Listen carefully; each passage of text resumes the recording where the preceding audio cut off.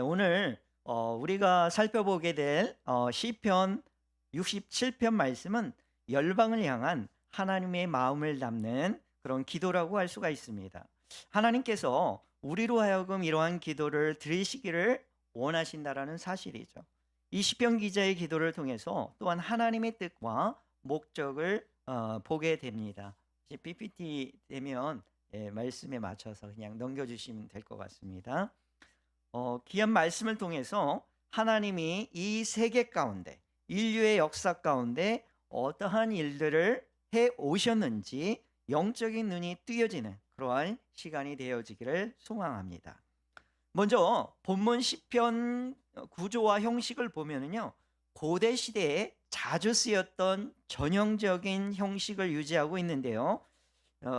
모래시계 모양처럼 서로 이렇게 대칭을 이루는 그런 모습을 봅니다. 1, 2절과 6, 7절 이 한 쌍을 이뤄서 하나님이 온 세상에 그분의 구원을 알리시고자 자신의 백성에게 복을 주시겠다라는 그런 주제를 담고 있음을 보게 됩니다. 그리고 3절과 5절이 또 짝을 이루어서 모든 민족과 열방이 하나님을 찬양하기 원하는 그런 세계 복음화의 기도를 담고 있습니다. 모든 민족이 주님을 찬양하며 예배하는 자리로 나오기를 원하는 그런 강구인 것이죠. 자, 이 기도가 여러분의 기도가 되어지기를 소망합니다. 그리고 67편 중반에 나오는 4절은 하나님이 열방을 공의로 다스리시고 종국에 가서는 하나님의 통치가 이루어지는 하나님 나라의 도래를 말씀하고 있는 것이죠. 자, 여기서 우리는 세 방향으로 흐르고 있는 하나님의 목적을 보게 되어집니다. 먼저 사람을 향해서는 복을 주시는 하나님을 보게 됩니다. 구원을 베푸시는 하나님을 보게 되어지죠.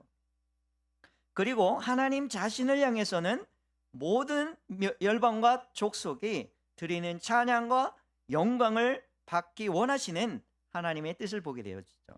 자, 이것이 우리를 창조하신 하나님의 목적임을 이사야 선지자의 고백을 통해서 알 수가 있습니다. 우리가 암송하고 있는 말씀이기도 한데요, 이사야서 43장 21절 말씀을 보면 이런 고백이 있죠. 이 백성은 내가 나를 위하여 지었나니 나를 찬송하게 하려 함이니라. 자, 그리고 악에 대항해서는 공의로 심판하신다라는 것이에요. 그 심판을 통해서 종국에는 열방이 하나님의 통치 아래 살도록 하시는 하나님의 나라의 도래를 예언하고 계십니다. 사람들을 향하여, 하나님 자신을 향하여 악에 대항해서 하나님은 인류 역사 가운데 새 방향으로 일하시며 성교의 역사를 진행해 오셨음을 보게 되어집니다. 이 시간 이 새 방향으로 흐르는 역사를 진행하시는 하나님의 손길을 함께 살펴보기를 원합니다. 먼저 하나님이 우리를 부르셔서 은혜를 베푸시고 복을 주시는 이유가 무엇이라고 시편 기자는 말씀하고 있습니까? 2절에 보니까 주의 도를 땅 위에, 주의 구원을 모든 나라에 알리게 하기 위함이라 라고 말씀하고 계시죠. 여러분, 하나님이 이스라엘 백성들을 부르신 이유가 무엇일까요? 하나님이 선택하셨다는 그 선민사상에 사로잡혀 목에 힘주며 살라고 부르신 것이 아니라고 하는 것입니다. 하나님이 여러분을 하나님의 자녀로 부르신 이유도 마찬가지인 것이죠. 우리가 하나님의 자녀로서 어떤 특권만을 누리기 위해서, 하나님이 주시는 어떤 그런 축복을 그것만을 누리기 위해서 우리를 부르신 것이 아니라는 것이죠. 하나님이 이스라엘 백성들 그리고 우리를 부르셔서 은혜를 베푸시고 복을 주신 이유는 열방을 향한 축복의 통로가 되게 하심이라는 것입니다. 창세기 12장에서 하나님이 아브라함을 부르신 이유도 여기에 있는 것이죠. 땅의 모든 족속이 너로 말미암아 복을 얻을 것이라. 여기서 복이라는 것은 우리가 생각하는 그런 물질적인 축복이나 성공과 같은 출세나 번영을 말하는 것이 아니라 하나님과의 관계적 축복을 말씀하고 있는 것입니다. 깨어진 관계가 회복되는 축복을 말씀하고 계신 것이죠.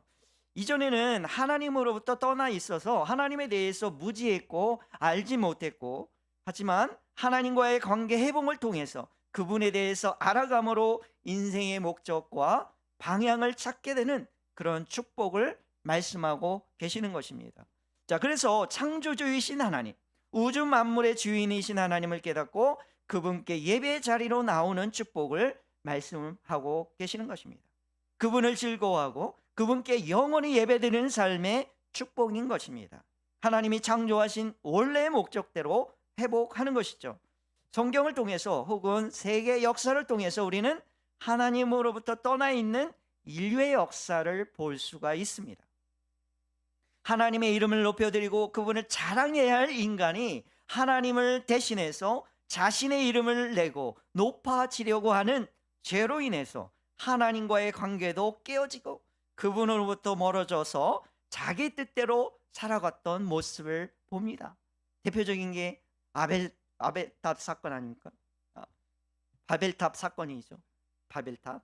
그리고 노아의 홍수 이전에 얼마나 인간이 타락했습니까? 바로 그런 모습이 우리가 보게 되어지는 것이죠.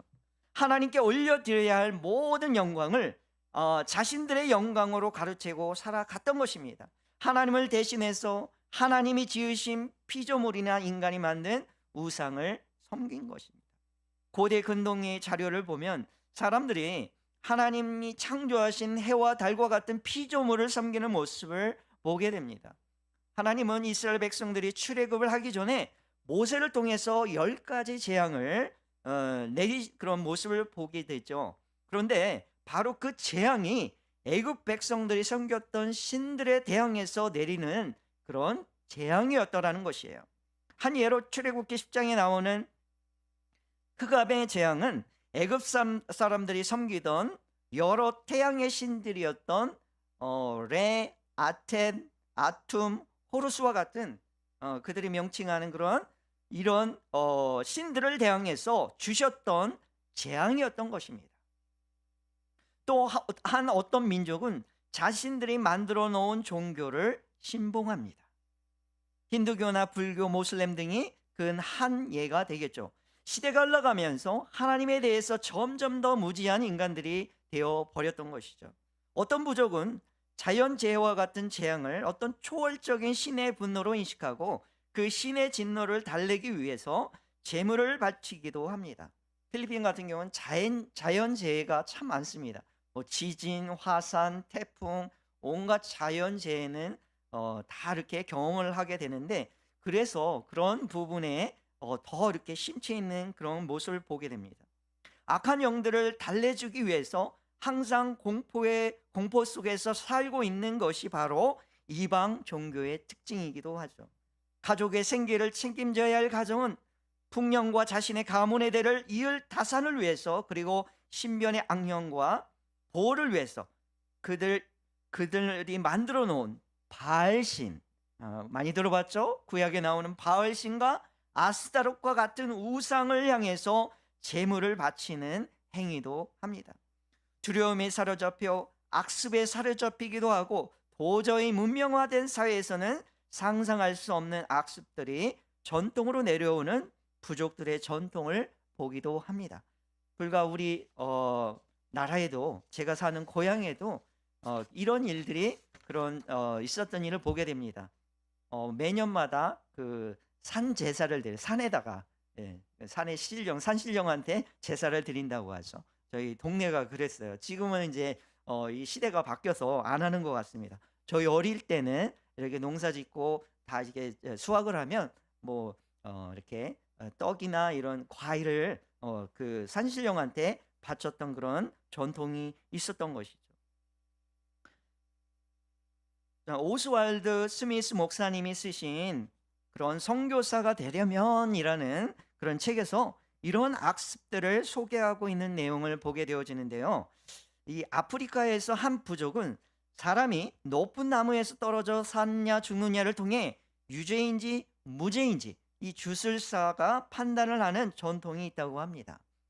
호주에 사는 한 원주민은 동네 한 사람이 죽는 날에 동시에 아기가 태어나면 그 아기를 제물로 바쳐야 하는 그런 의식이 있다고 합니다. 그들이 두려워하는 악한 신들의 진노를 달래기 위한 종교적인 의식이었던 것이죠. 남양제도의 한 부족도 남편이 죽게 되면 그의 과부된 아내도 목을 졸라 죽여 그 남자의 저승길에 함께 동행하는 것이 그 부족의 종교 의식이라는 것이죠. 인도의 한 부족도 비슷한 종교 의식이 있는데, 남편이 죽으면 건강한 부인도 죽은 남편 시신에 묶어놓고 장작더미 위에 놓고 함께 불태우는 의식을 행한다라는 것입니다. 자, 얼마나 끔찍합니까? 얼마나 안타깝습니까? 하나님에 대한 무지와 하나님으로부터 떠나 있는 사람들이 악령에 사로잡혀 겪게 되는 두려움과 공포가 만들어낸 그런 악습인 것이죠. 하나님이 부재해 있는 그 공간을 이 사단은, 어둠의 권세는 장악을 해서 그 부족을, 그 민족을 본거지로 삼아서 노예로 전락하게 만든 것이죠. 하나님을 알지 못한 부족과 열방이 오랜 세월 동안 이런 인간의 죄의 산물로 전락하게 됐던 것입니다. 이 우상 숭배의 악습이 전통이 되어서 대를 이어서 전해져 내려오는 그런 안타까운 모습을 열방 가운데 보게 되는 것입니다. 철저하게 사단의 세력에 사로잡혀서 요새와 같은 그런 난공불락이 되어져 있는 미전도 종족의 현실을 보게 되어지죠. 우리가 흔히 말하는 복음에 대해 닫혀 있는 그 선교지에서 복음을 전하는 것이 얼마나 힘이 듭니까? 그들에게 복음을 전하기 위해서는 어떤 지역에서는 선교사의 생명을 담보로 해야 하기도 합니다. 가난과 무지와 악습이 팽배해 있는 어둠의 땅들을 우리는 세계 도처에서 보게 되어집니다. 창조주이신 하나님께 올려드려야 할 이 영광과 찬양을 사단이 가로채고 있는 영적인 무지를 보게 되는 것이죠. 그래서 존 파이퍼 목사님은 열방을 향해 가라라는 책에서 의미심장한 말씀을 하고 계세요. 선교가 존재하는 이유가 예배가 존재하지 않기 때문이다. 마지막에 남는 것은 선교가 아니라 예배다. 이 세대가 끝나고 셀 수 없이 수많은 구속받은 무리가 하나님 보좌 앞에 엎드릴 때 선교는 더는 존재하지 않게 될 것이다. 선교는 잠깐 동안 필요하다. 하지만 예배는 영원히 지속된다. 그러므로 예배는 선교의 동력원이자 목표다. 선교의 목표는 민족들이 하나님의 위대하심을 기뻐하는 것이다. 선교는 예배를 시작하고 예배로 끝난다. 자, 그렇습니다. 선교는 하나님께 영광을 돌려야 할 백성들이 무지와 사단의 노예로 악습의 굴레 속에서 사로잡혀 있는 저들에게 하나님이 누구이신지 가르치고 창조자이시자 만왕의 왕이신 오직 주님께만 영광을 돌려야 하는 그런 예배 자리로 이끄는 것이라는 것이죠. 예배가 없는 것, 다시 말하면 하나님을 대신해서 어떤 다른 것에 의해 지배받고 있는 그들의 영혼을 일깨워서 오직 하나님께 예배드리는 우리의 통치자가 하나님의 통치가 이루어지는 자리로 나오게 하는 것이 선교라고 하는 것입니다. 하나님은 이러한 방법으로 세계 복음화를 이루어가고 계십니다. 하나님께서 이러한 불쌍한 영혼들을 위해서 어떠한 일을 행하셨습니까? 하나님은 어두움에 사로잡혀서 악한 영에 사로잡혀서 두려워 떨며 갈 바를 알지 못해 헤매고 있는 인간의 비참함을 보시고 얼마나 놀라운 일을 행하셨는지 모릅니다. 창세기 3장 15절의 약속의 말씀처럼 여인의 후손인 예수님을, 하나님의 하나밖에 없는 독생자 예수 그리스도를 이 땅에 보내시어서 그 모든 악한 세력으로부터 죄의 사슬에 묶여 있는 그 민족과 열방을 주님께 돌아오게 하시기 위해서 나무에 달려 모든 인류의 저주를 온몸에 받으셨습니다. 그분이 십자가에 달려 죽으심을 통해서 모든 원수 사단의 머리는 이미 상하게 하셨어요. 사형 선고가 언도되어진 것입니다. 하지만 아직 집행은 되지 않았습니다. 마지막 때 우리 주님이 심판주로 다시 오실 때 그 모든 사단의 세력은 진멸하게 된다라는 것입니다. 그래서 마지막 심판이 오기 전까지 저들은 최악의 발악을 하고 있는 것이죠. 어떻게 해서든 자신들의 아집들을 빼앗기지 않기 위해서 전략을 세우고 최악의 발악을 한다라는 것입니다. 그래서 후방에서 우리 믿는 성도님들의 기도가 필요한 것입니다. 우리 성도님들의 기도는 견고한 진을 파는 능력이 있는 줄로 믿습니다.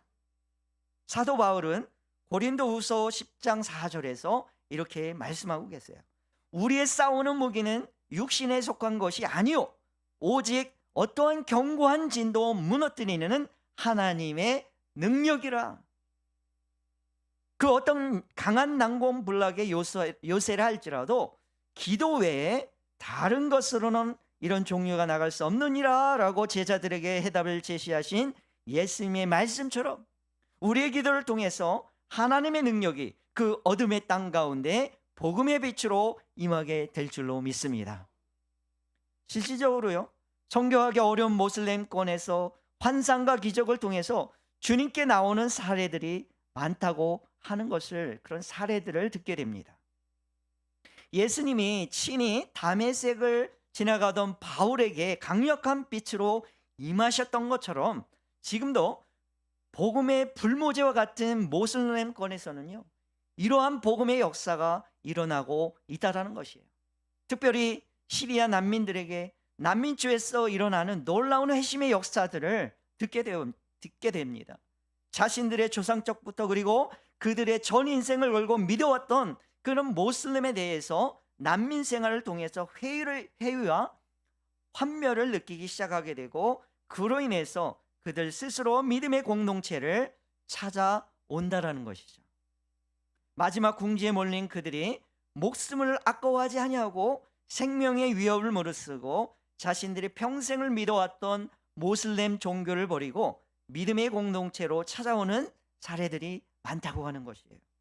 유럽의 난민 캠프에서 복음의 불모저인 이란에서도, 이라크에서도 이러한 복음의 역사들이 일어나고 있다는 사실들을 선교복을 통해서 듣게 되어집니다. 분명 하나님은 악에 대항해서 싸우십니다. 우리가 하나님께 탄원하며 기도할 때 수천 년 동안 하나님께 돌아오는 것을 방해하고 그리스도에게 복종한 것을 부인하게 만들었던 이러한 견고한 교만의 요새들을 약화시키고 격퇴하게 하실 줄로 믿습니다. 기도는 영적인 전쟁입니다. 오직 기도만이 사회 전반에 걸친 장님과 같은 그런 영적인 무지에 속한 백성들을 그리스도의 빛 가운데로 인도하게 될 줄로 믿습니다.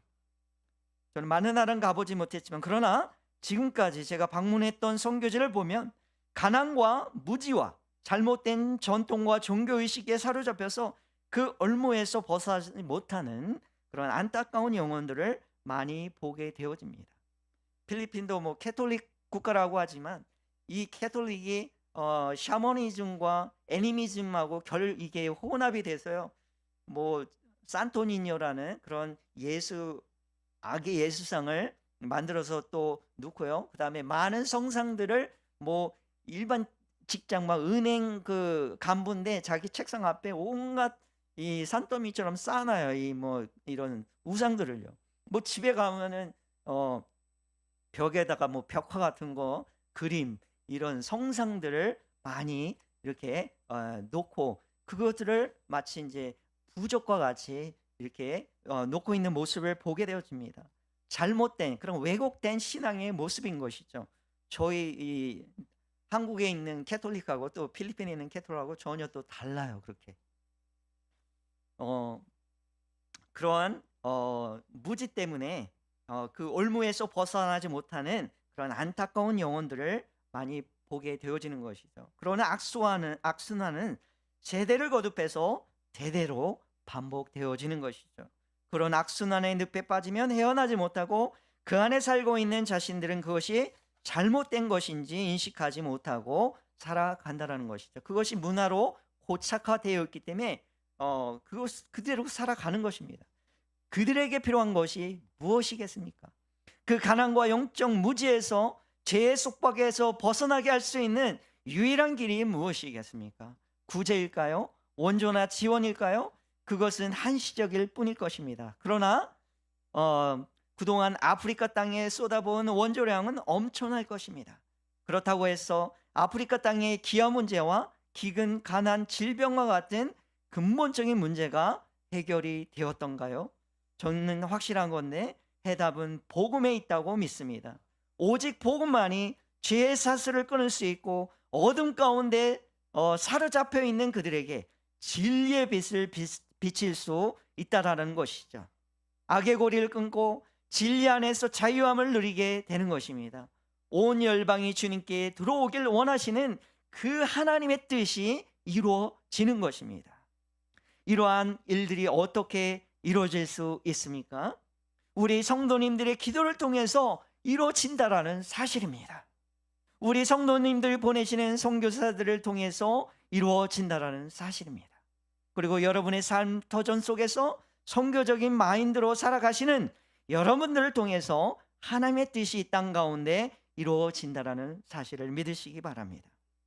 우리 사랑하는 성도 여러분, 선교사님들이 이러한 사단의 견고한 진지에 복음을 들고 들어가는 데 있어서 많은 어려움과 도전을 받게 되어지죠. 전쟁으로 치자면 치열한 전투가 이루어지는 최전방으로 들어가게 되는 것입니다. 그런데 그 선교지는 이미 복음이 먼저 들어가기에 앞서 수천 년 동안 그 민족을, 그 종족을 장악하고 있는, 둥지를 트고 있는 사단의 세력이 있다라는 것이에요. 우리나라가 100년 여전에, 그죠? 선교사들이 왔을 때 우린 조선의 땅을 마치 어둠으로 이렇게 비치는 이 선교사들의 회고록을 볼 수가 있습니다. 하나님이 없는 곳에 마치 어둠이 사로잡혀 있는, 무지와 어둠이 사로잡혀 있는 미신과, 그죠? 그런 어떤 우리 선조들의 모습을 보고 있는 것이죠. 그 어둠의 세력들은 절대로 복음이 들어오는 것을 달궈하지 않습니다. 온갖 전력과 전설을 내세워 복음이 들어오지 못하도록 방해 작전을 펼칠 것이죠. 그 방해 작전으로 인해 순교를 당하는 선교사님도 계셨고, 피를 흘리거나 질병에 걸려서 선교지에 도착하자마자 얼마 살지도 못하고 죽음을 맞이하는 선교사님도 계셨습니다. 양화진에 가보셨는지 모르겠지만 양화진에 가보면은 우리 선교사님들의, 그죠, 무덤이 있죠. 많은 사연을 갖고 있습니다. 온갖 핍박과 박해를 통해서 선교를 막는 일들을 그들은 해왔습니다.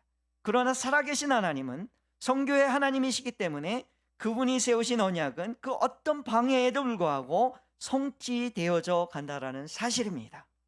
일시적으로 사단의 세력이 승리하는 듯 보였을 것입니다. 선교사들의 순교의 피를 보면서 승전보를 외쳤을 것입니다. 그러나 그것은 그들의 착각입니다. 복음은 그 어떤 어둠의 세력보다 더 강합니다.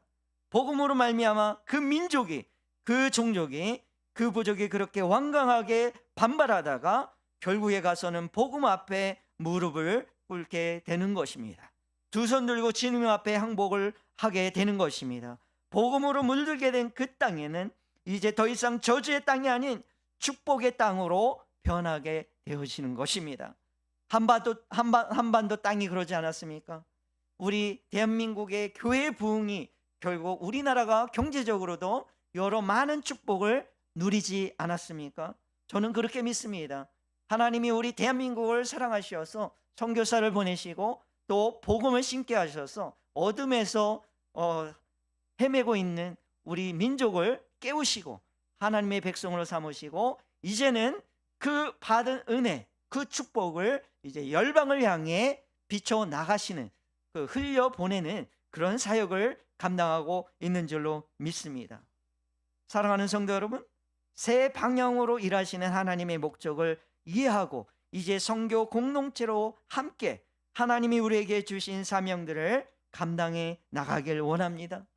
참된 예배자로서 하나님 앞에서 거룩성을 회복하고 우리의 삶을 통해서 역사하시는 그 하나님의 구원의 소식들을 여전히 하나님을 알지 못해서 헤매는 영혼들에게 증거하기 원합니다.